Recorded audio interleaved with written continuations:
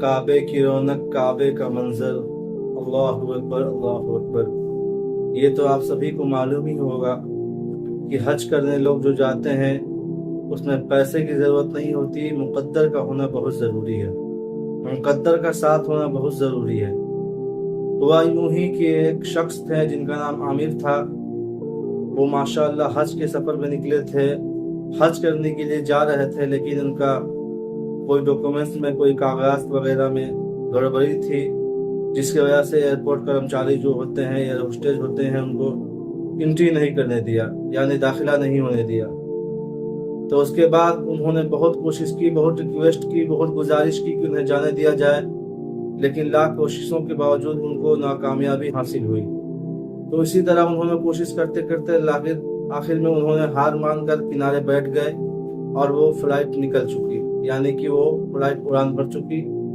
اور ٹھیک آدھے راستے پر جا کر وہ فلائٹ میں کچھ تکنیکی خرابی آ گئی،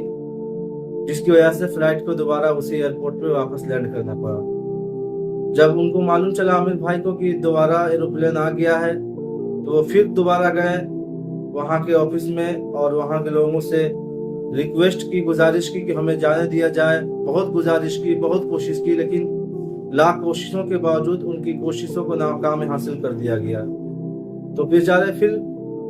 کنارے کشی ہو کر کے چپ چاپ تنہائی میں بیٹھ گئے اور غمزدہ ہو گئے۔ تیسری بار جب پھر ایئرپورٹ سے فلائٹ اڑان بھری تو تیسری بار بھی ہوا یوں ہی کہ فلائٹ میں کچھ تکنیکی خرابی آ گئی اور وہ فلائٹ آگے بڑھ نہیں رہی تھی۔ تو لاسٹ میں جو ہے پھر واپس فلائٹ کو اسی ایئرپورٹ پہ لایا گیا۔ لاسٹ میں کچھ سمجھ گئے لوگ کہ ضرور کوئی اللہ کا نیک بندہ ہے، کوئی معجزہ، کوئی کرامت ہے کہ آخر ایسا ہو رہا ہے۔ تو لاسٹ میں جو ایئرپورٹ کے پائلٹ تھے اور ایئر ہوسٹس تھے یا جو لوگ بھی تھے، انہوں نے خود کہا کہ جناب عامر صاحب کو بنا لیے ہوئے فلائٹ یہاں سے نہیں جا سکتی،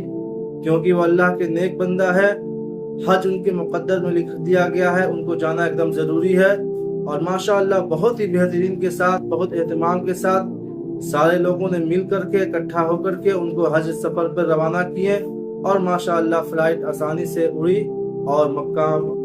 مکرمہ میں آسانی سے فلائٹ لینڈ کر دیا۔ ماشاءاللہ اللہ کے نیک بندے جو ہوتے ہیں ان کو لاکھ کوششوں کے باوجود، لاکھ لوگ چاہیں کہ ان کو نہیں پہنچا سکیں، غلط کر سکیں ان کے ساتھ، لیکن جو اللہ کے نیک بندے ہوتے ہیں جن کے مقدر میں جو کچھ لکھ دیا گیا ہوتا ہے وہ پورا ہو کر رہی رہتا ہے۔ اللہ کی ذات پر ہمیشہ سبھی لوگوں کو یقین رکھنا چاہیے۔